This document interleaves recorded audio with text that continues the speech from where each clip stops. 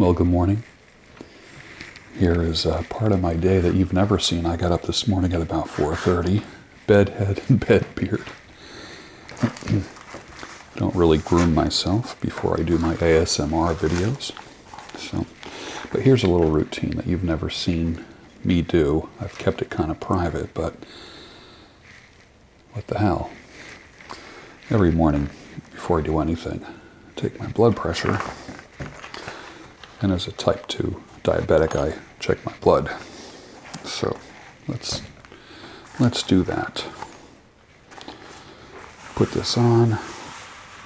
You aim the tube towards your pinky. Bring it up as far as you can. And then I just hit the button. And it takes my blood pressure. And if you can hear that little machine, I'm supposed to sit quiet while this happens.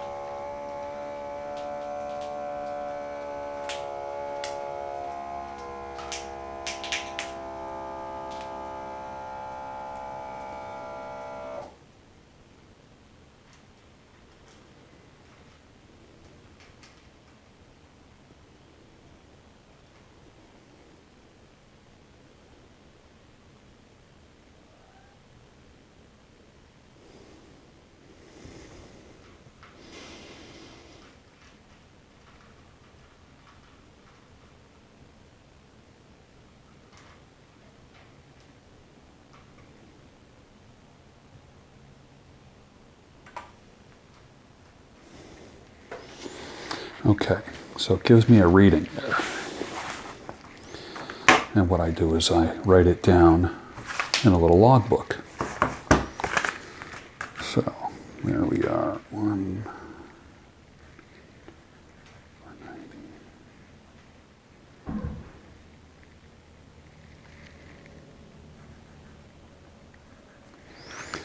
And then I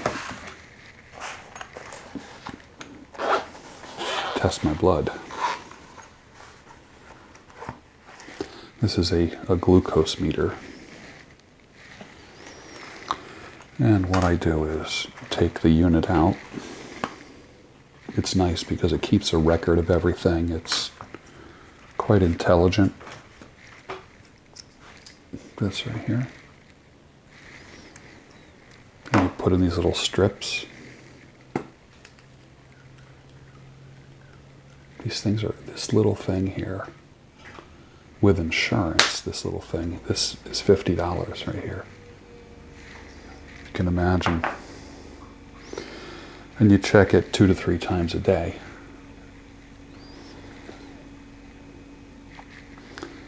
You pop the strip in the unit.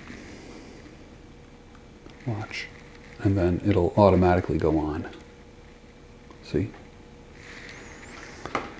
And then you have this little thing here that pricks your finger. And you set the depth of the needle going into your finger. Like that. So for me, I like a 3. So I just barely feel it. You install these little lances in it. You cock it like a gun. Like that. Squeeze blood to your finger. This is gross for some people, but for many people it's a way of life and a way of monitoring your health. See that? And then you just kind of go like this. And I just poked my finger. Now, what I'm doing is I'm just squeezing enough blood to read. You only need a little bit. You don't need to be dripping blood. See that right there? And then I just take this meter and I touch it to the blood. And it soaks it up. And it gives me a reading.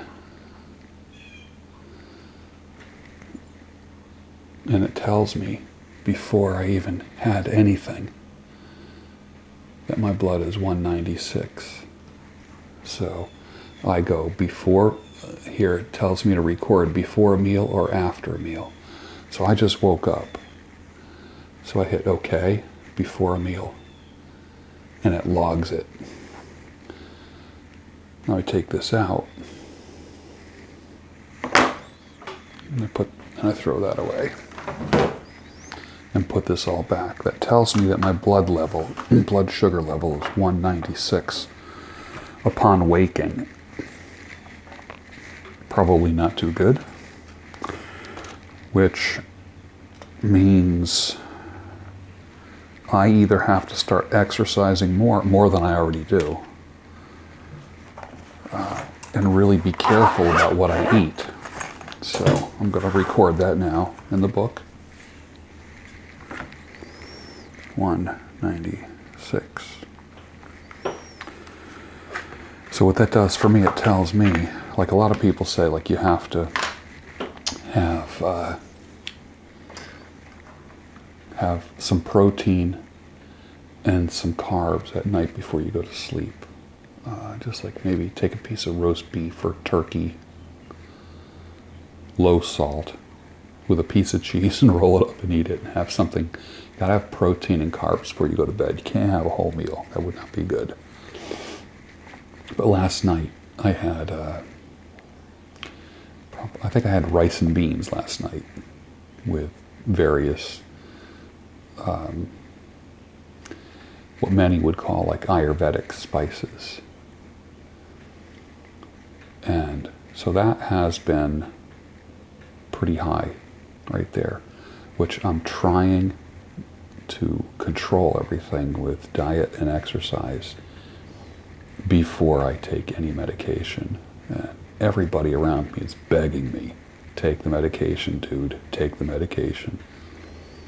I'm one that's not going to take the medication before I can do something on my own. If that means I have to drink a half gallon of water more, if I have to walk an extra mile a day, if I have to work out a little bit more, then I'll do it. So, how do you deal with a body that's not acting properly, that's not acting optimum? You deal with it. You face it. You don't run from it. For years, I didn't go to a doctor because I felt healthy, and I looked healthy. Even when I was heavier, my weight was distributed in all the right places. And I'll show you those pictures sometime in the future. I looked good. But when they take your blood and they do the analysis of your blood, that's the true picture of your health. I don't care how good you look. I mean, right now, I'm pretty tight. I'm, lost, I'd say in the past 5 years, about 60 pounds. Husky, well proportioned. Now thinner, trimmer, well proportioned. Still got that last 10 to 15 to go, which I'm sure is going to bring the blood pressure down and help out the sugar a little bit. But it's the numbers. It's when you get that blood test, if you're a little bit older, you really need to take care of that stuff. But don't be a slave to a doctor and to the medical system, because what happens is you can go, like me, go from just taking vitamins and working out and eating and feeling good to going to a doctor, getting your blood work done, and walking out with 5 prescriptions. And now you're taking a handful of pills every day that you're relying on. The key is to attack issues naturally first. Rule everything else out. I'm not eating ice cream like I used to. I used to eat a bowl of ice cream every night. Every night. A bag of potato chips. When that bag of potato chips opens up, it never gets closed back up. It gets thrown away because I end up eating all the potato chips. When you order pizza online on your app, and it, just about like when you're ready to check out, it says, would you like to get a second pizza for $5.99? And you're like, what the heck? I'll save money. And then it says, would you like to get the garlic knots? Would you like to get the chicken wings with the dipping sauce? Next thing you know, what started out as like a $12.99 pizza that was going to be delivered to your house in 30 minutes ends up being 2 pizzas, garlic knots, wings, and dipping sauce for $30. And you give the guy a $5 tip. So what started out as a $12.99 dinner ends up being, a $35 evening. But of course I stretch that out. When I get a pizza, I only eat half the pizza. My God. Have to get another night out of it. And then you have a second pizza. That was my life. And I had to kind of wake up from that. And the numbers showed me that I needed to change. So there's a lot of indicators. How you look on the outside isn't always the best indicator of what your health is, because it does catch up with you. I don't care what your age is. I've always been somewhat invincible and tough and physically resilient. And being closer to 60 than 50, when you have friends that just don't wake up and drop dead, and you wonder, you start thinking, man, I better really pay attention to this stuff. So part of your goals, we talk about goals and dates. If you don't set a date for your goal, it's just a wish. Like, I'm wishing I'm going to lose weight. So last year, I told my doctor, because I hadn't been to a doctor in close to 15 years, because I felt good and I looked good. That's really not the best indicators. I said, give me a year to work on these things. So the weight has gone down, the stamina has gone up, getting tight. I wouldn't call myself ripped, but I am pretty tight. And I'm feeling okay, feeling healthy. But if you don't put a date on it, so for me the date was by the end of this summer, in the same way the date was that I was going to leave my job, my job. If you don't put a date on things, it'll just go on forever. So attach a date to all of your goals and do whatever it takes to reach those goals. Just be relentless. Remember, the word for 2017 is relentless, because this is the year that you get unstuck. You know that, right? Or are you going to be watching this video next year saying, oh crap, I should have put a date on that stuff instead of wishing and hoping? Remember what I said. Wishing and hoping is not a strategy. You have to be obsessed with your goals. And the only way you become obsessed with things is to put a time on it.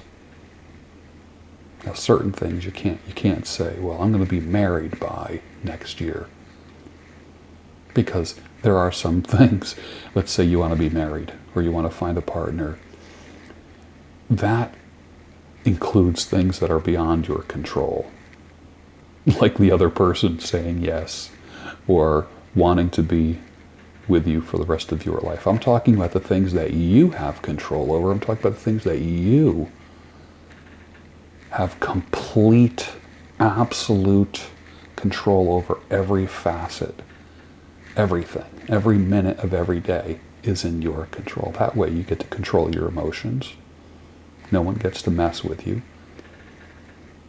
You have a regular routine. Remember, we talked one time about, money is going to go like this in your lifetime. Circumstances are going to go like this. Things that happen as a result of people doing things to you are going to go like this. You have no control over that. But the one thing you have control over is your habits. The habits that you establish for yourself every single day. Now look, here it is, 5:30 in the morning. It's bright out. It's quiet in the neighborhood. The birds started chirping at about 4:30 when I woke up. I didn't drag myself out of bed till about 5 today. So it looks like it's going to be a nice day. There's no clouds up in the sky. It's a little bit crisp outside. So it's a good day for me to go bike riding later. For me, it's a day of worship. I will take a bike ride. I'll probably do a video on my new video rig on the bike. And I'm going to do some writing today. and do a little bit of reading on health stuff. The things that I have control over. The things that I don't have control over, I'm not going to worry about. And a lot of times, most of our worries are for things that we have no control over. So, I guess for many people, that's included in the serenity prayer, where you know the wisdom, you have the wisdom to determine. You make that list. I'm a big list maker, especially when it comes drawing a line down a paper and put something on one side and something on the other. On one side of the paper, here's the things I have control over. Here's the things I don't have control over. And the things that you don't have control over, you don't worry about them. The things you do have control over, you make more lists. You put dates and times on them of when you can achieve them. And then you develop the habits. That's your teaching for today. The other thing is this. For the past week, I haven't touched my beard. It's a little bit gnarly today. I haven't touched it. No oil, no balm, just in the shower, water, no co-wash, no soap, no nothing. I've been just rinsing it basically in the shower for a week. How does it feel? It's rough. The beard is rough. I feel like when I run my fingers through it, I'm grabbing hairs right now. So one of the neat things about oil in your beard, is that it kind of lubricates the brush and the comb and your fingers, even if you just kind of go like that. See that?